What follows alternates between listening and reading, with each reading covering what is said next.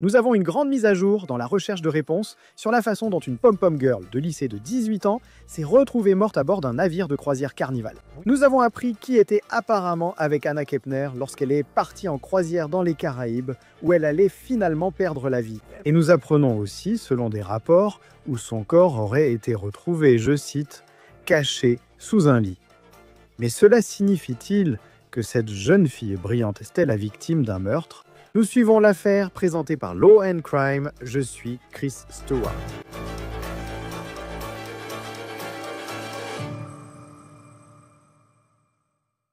Eh bien, le FBI est resté très discret, c'est le moins qu'on puisse dire, concernant son enquête sur la mort d'Anna Kepner, âgée de 18 ans. Même sa famille a déclaré aux médias qu'elle attend toujours des informations de la part du bureau. Et ce silence de la part des enquêteurs n'a fait qu'alimenter des spéculations macabres en ligne sur ce qui est arrivé à Anna Kepner.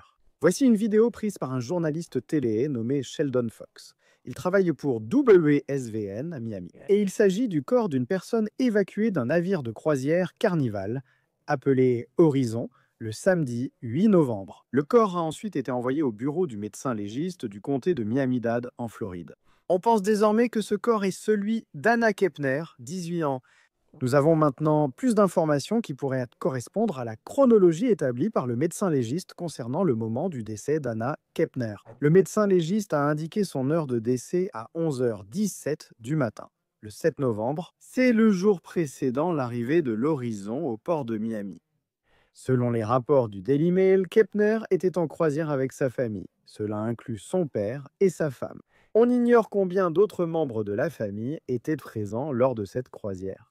Le Daily Mail aurait interrogé des proches, affirmant qu'Anna et sa famille ont pris une croisière à bord de l'Horizon, un grand navire Carnival pouvant accueillir environ 4000 personnes, c'est vraiment une ville flottante. Quand on pense aux restaurants, hôtels, lieux de détente et à l'expérience incroyable à bord pendant les vacances, ce navire a quitté Miami pour une croisière de 6 jours dans les Caraïbes occidentales, visitant la Jamaïque, Grand Caïman et Cozumel au Mexique. Maintenant, nous savons, grâce à son TikTok, que c'était en fait la deuxième croisière Carnival à laquelle Anna a participé cette année. Voici une vidéo qu'elle a publiée en mai, où elle était en croisière avec sa famille. On pouvait lire, je cite, « Je veux y retourner ».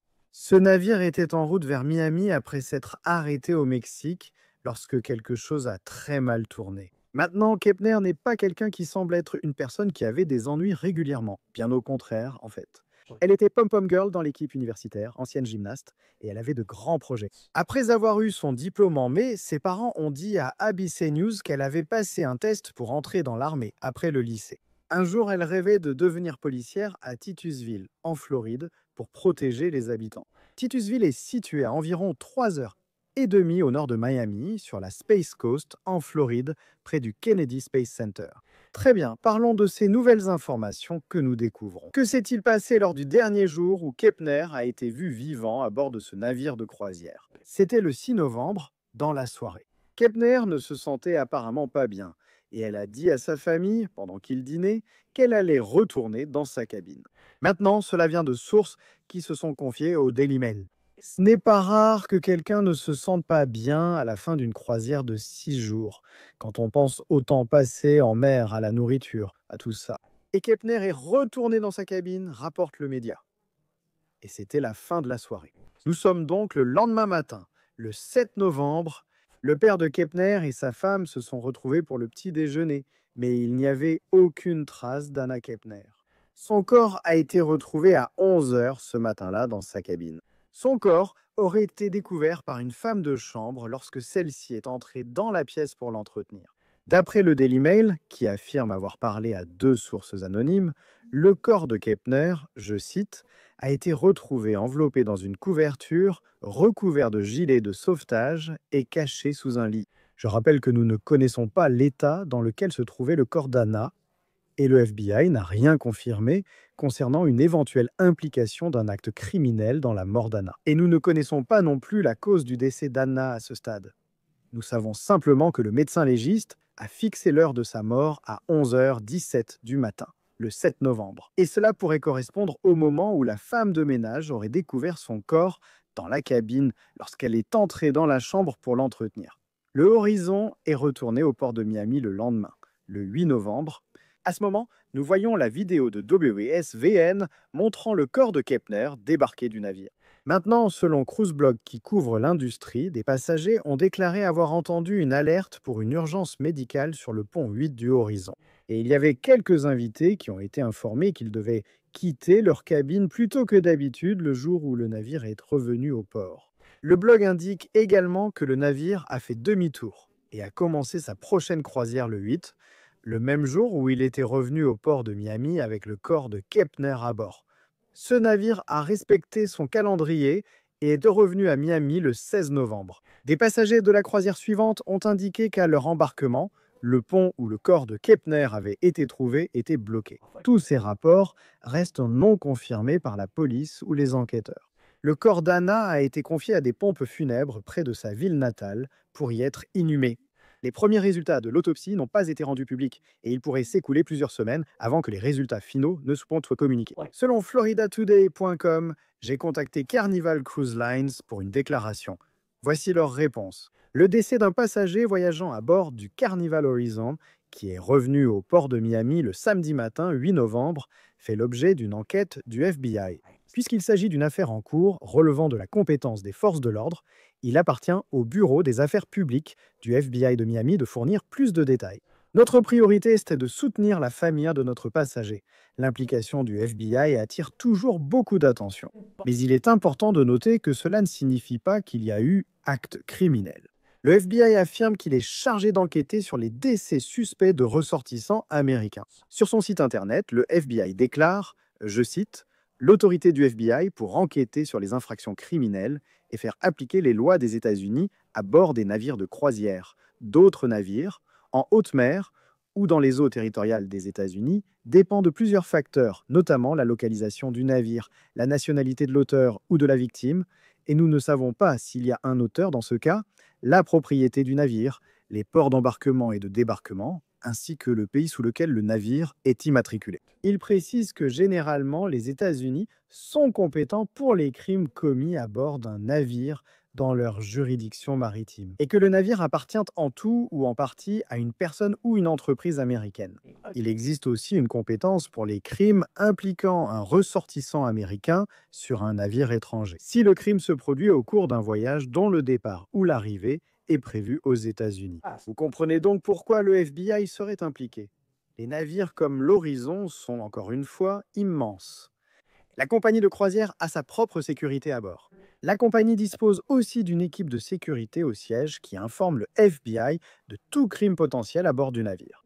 On nous a dit que beaucoup de membres des équipes de sécurité au siège sont parfois d'anciens du FBI. Sur son site internet, Carnival indique avoir investi des milliards de dollars rien que durant la dernière décennie dans la sécurité de ses navires. Et, je cite, tous les navires sont également surveillés 24 heures sur 24, 7 jours sur 7, dans un centre d'opération de flotte ultramoderne situé à notre siège à Miami. Outre la surveillance électronique des systèmes du navire, le centre d'opération de la flotte compte des experts techniques et en navigation pour assister le capitaine et son équipe dans la résolution des problèmes.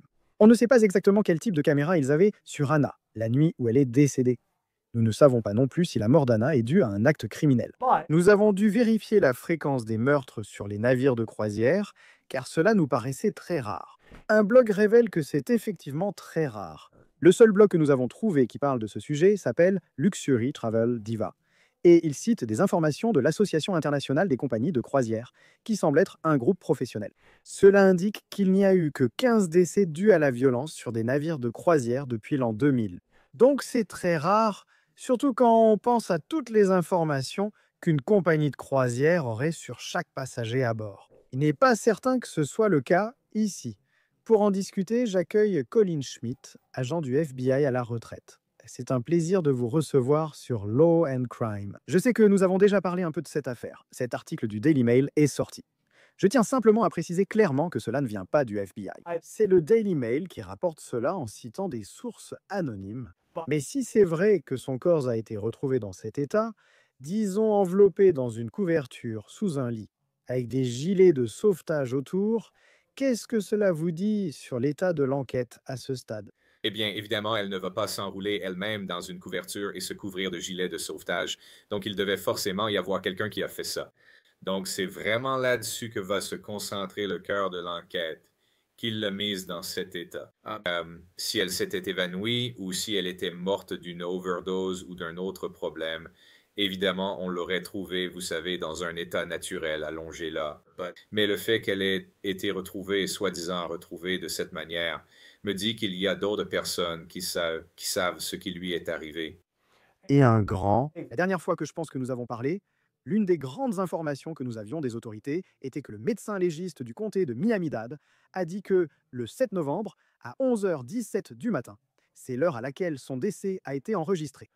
Et puis, vous avez cet article qui dit qu'il était environ 11 heures du matin lorsque la femme de ménage, ce jour-là, est entrée dans sa chambre. L'heure du décès correspond-elle au moment où la personne a été retrouvée? Non. C'est à ce moment-là que la femme de ménage l'a trouvée. Ou cela voudrait-il dire qu'il y a potentiellement quelque chose de plus? Non. Non, et je suis un peu surpris qu'ils aient même divulgué cette information. Mais l'heure du décès, c'est l'heure du décès. Ils vont pouvoir déterminer cela grâce à l'examen du corps, aux analyses de sang, à différents éléments liés à l'état du corps. Je veux dire, la science derrière l'identification de l'heure du décès d'une personne décédée est très avancée. Donc, ils peuvent s'en approcher assez près de l'heure réelle.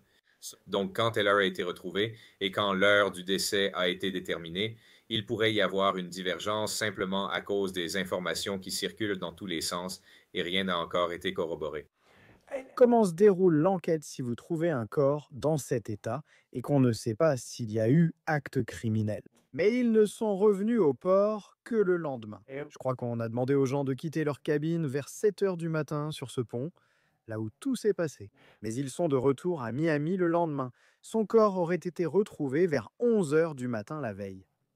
Comment cette enquête se déroule-t-elle avec ses contraintes logistiques, comme un navire de croisière dont ils doivent s'occuper? La partie la plus difficile sera de geler la scène de crime pour empêcher toute entrée et destruction de preuves, volontaires ou non. La présence de 4000 personnes sur ce navire de croisière est aussi une source d'inquiétude pour eux. Ils doivent donc équilibrer cela avec l'intégrité de la scène de crime. La première étape serait donc de geler la zone où elle a été retrouvée. Comme je l'ai dit dans le dernier podcast, ces compagnies de croisière emploient généralement des anciens policiers ou des anciens agents du FBI dans leurs services de sécurité. Cela donnera des instructions à l'équipage du navire sur la façon de gérer ce corps afin de préserver l'intégrité des preuves, puis attendre l'arrivée du FBI pour analyser la scène du crime, et ensuite récupérer le corps et l'amener au médecin légiste. Ah, parce que c'était une question que j'avais. Là où on ne sait pas s'il y avait du sang sur les lieux ou quoi que ce soit de ce genre, mais s'il y en avait, et que ce n'est pas seulement le corps qui a été retrouvé, et vous savez, je déteste spéculer.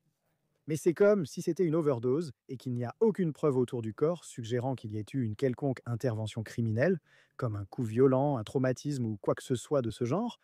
Peut-on sécuriser une scène de crime en cas de présence de sang? Est-ce un problème si vous ne pouvez pas arriver sur place 24 heures après la découverte d'un corps?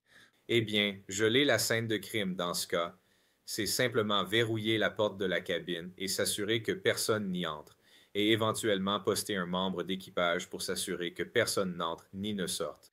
Seules les forces de l'ordre seront autorisées à entrer. Ce serait la première étape. Et s'il y a d'autres personnes qui séjournent dans cette cabine, bien sûr, elles seraient déplacées dans une autre chambre.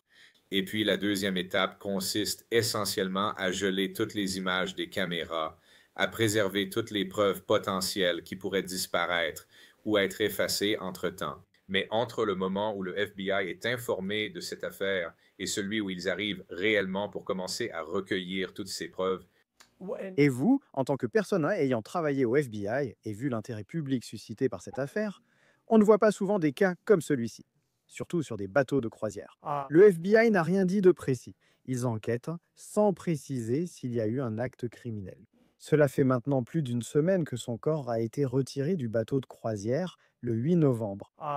Que pensez-vous du manque d'informations provenant des sources officielles à ce stade? Même la famille d'Anna affirme n'avoir rien entendu des enquêteurs. eh bien, il n'y a vraiment pas grand-chose à en dire. Le FBI ne parle tout simplement pas des enquêtes en cours, à moins qu'il n'y ait un besoin politique ou de sécurité publique de partager ces informations. Enfin, c'est à la famille de choisir de partager ou non des informations. Et bien sûr, ils sont en plein deuil en ce moment, donc ils ne se préoccupent pas vraiment de ce que le public veut savoir. En somme, il suffit de laisser l'enquête se dérouler. Je suis sûr que le FBI mènera une enquête très approfondie. Et s'il y avait d'autres personnes impliquées, je suis sûr qu'elles seront traduites en justice. Quant aux spéculations fréquentes, dans cette histoire, cela a été, vous connaissez tout ce que les gens disent avoir cru sur ce qui s'est passé sur ce navire. Maintenant, il y a un article qui sort dans le Daily Mail exposant certaines choses. Qu'est-ce que ça fait pour les enquêteurs de l'intérieur quand soudainement le public commence à s'agiter? Um, Est-ce que cela a un impact sur l'enquête ou met une pression pour donner quelque chose au public? Pas pour le FBI. Ils vont essentiellement ignorer cette attention médiatique, surtout dans une affaire comme celle-ci, où c'est un peu cela semble être un crime violent isolé. Maintenant, dans les cas de terrorisme, c'est une toute autre histoire où il faut s'inquiéter de l'impact sur la communauté et s'assurer qu'il n'y a pas d'autres assaillants potentiels qui pourraient nuire aux gens. Mais dans le cas d'un crime violent, où il semble que ce soit un incident isolé, le FBI n'a aucun intérêt pour les médias. Ils ne vont rien partager, je serais surpris s'ils le faisaient, et ils vont simplement laisser leur enquête suivre son cours. Et la pression, s'il y en a, viendrait de la famille de la victime et non des médias ou du public. Et c'est l'autre aspect aussi. Je veux dire, jusqu'à présent, la famille de la victime dit qu'elle n'a pas reçu beaucoup d'informations de la part du FBI. um, Comment se passe généralement la communication avec les membres de la famille lorsque vous essayez encore de comprendre exactement ce qui s'est passé? Chaque bureau local du FBI et du procureur des États-Unis a un coordinateur pour les victimes et témoins. Donc, en général, ce serait cette entité qui interagirait avec les victimes. Et puis, à un moment donné, peut-être que les agents en charge de l'affaire ou le bureau du procureur des États-Unis auraient une réunion ou une interaction avec la famille de la victime.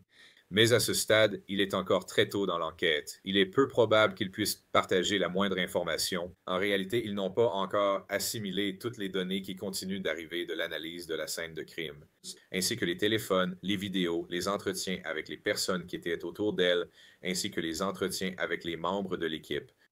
La cérémonie en hommage à Anna Kepner aura lieu jeudi à Titusville, où elle résidait. Floride à tous les points qu'on précise que le corps a été transféré dans une maison funéraire près de sa ville natale. Nous ignorons toujours la cause du décès, qui n'a pas encore été communiquée.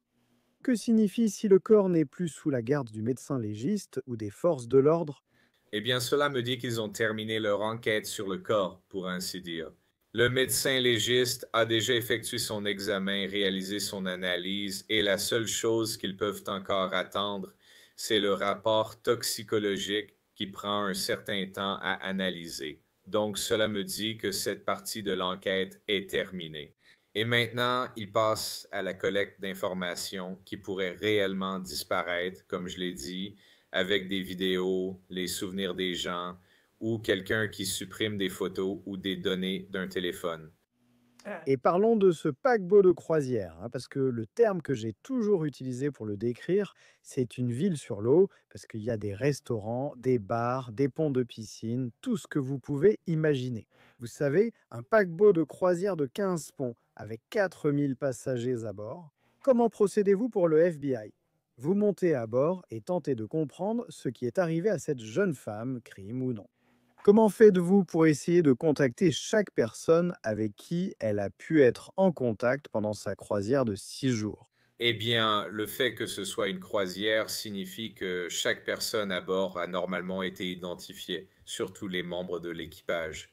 Et donc, ils vont essentiellement travailler à rebours et il se peut qu'il manque certaines personnes ou qu'ils n'arrivent pas à toutes les contacter.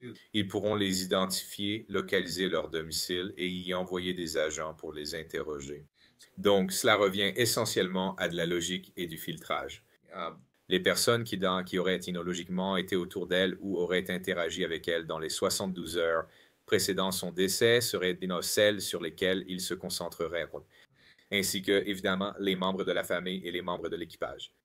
Quel est le... Et j'imagine qu'il y a des caméras de surveillance partout sur un paquebot de croisière.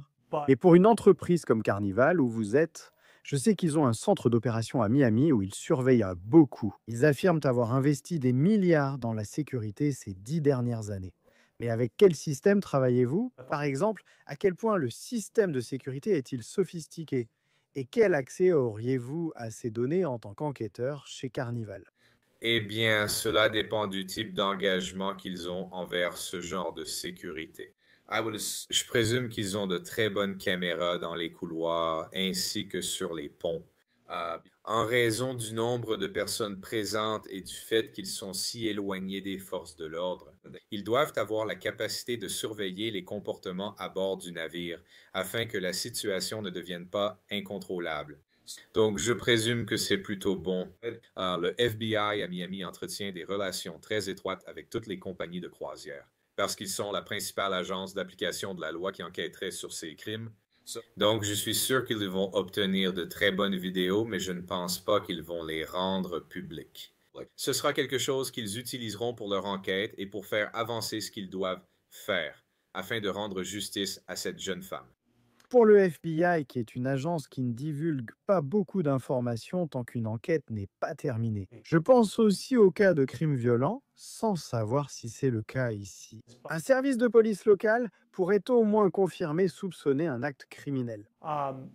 Penses-tu que le FBI attendra les résultats finaux de l'autopsie, de la toxicologie et la possible inculpation pour crime avant de communiquer officiellement? Eh bien, ce n'est pas forcément au FBI de décider non plus. Ils collaborent avec le bureau du procureur des États-Unis. Et une fois qu'ils présentent le dossier au procureur, c'est ce dernier qui prend le contrôle de l'enquête, ainsi que de toutes les preuves. C'est lui qui décide quelles informations seront divulguées ou non. Le FBI est souvent vu comme un monolithe, mais il n'est en réalité qu'un rouage du processus. Et ils doivent également se conformer aux règles du département de la justice, ainsi qu'à celles du bureau local du procureur des États-Unis. Donc, pour répondre à votre question, je ne m'attends pas à ce que beaucoup d'informations sortent à ce sujet, tant qu'ils n'auront pas, si jamais ils le font, trouvé qui a participé ou qui était au courant de ce qui se passait et qu'une arrestation ait lieu. Et ensuite, quand on pense à un test toxicologique, je veux dire, souvent, ça prend des semaines avant d'obtenir les résultats, comme si son corps avait disparu. Pourquoi cela prend-il souvent autant de temps, parfois plusieurs semaines, pour obtenir les résultats d'un test toxicologique ou d'une autopsie finale? La physique, il faut aussi s'intéresser à la biologie. Il faut du temps pour cultiver, analyser ou utiliser le spectromètre. Et donc, selon ce qu'ils testent, cela peut prendre des jours ou même des semaines. Donc, tout dépend de ce qu'ils recherchent et du niveau de sophistication du laboratoire.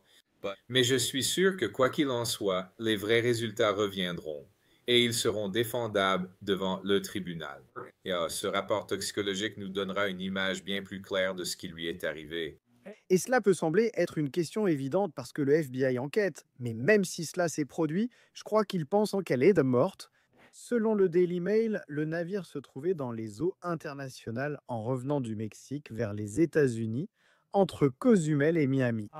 Ce sont des accusations fédérales auxquelles cette personne serait confrontée. Ce n'est pas qu'elle serait poursuivie en vertu de la loi de la Floride. Ce serait la loi fédérale? Oui, tout est fédéral. Il existe une section maritime très complète dans le Code pénal fédéral qui régit ce type de comportement ou ce genre d'enquête. Donc, tout passerait par le bureau du procureur des États-Unis. Et si cela s'avère être un crime, nous verrons comment cette affaire se déroulera devant le tribunal fédéral. À ce stade, le FBI enquête seulement. Nous avons aussi cet article du Daily Mail qui fait certaines allégations. Colin Schmidt, ancien agent du FBI, merci d'être avec nous sur Law and Crime. Merci. De nombreuses personnes se rappellent la vie d'Anna Kepner. Sa voiture est toujours garée sur sa place réservée au terminal dans son lycée. Son lycée est le Temple Christian School et l'école a publié un hommage en son honneur sur les réseaux sociaux, rédigé apparemment par un enseignant.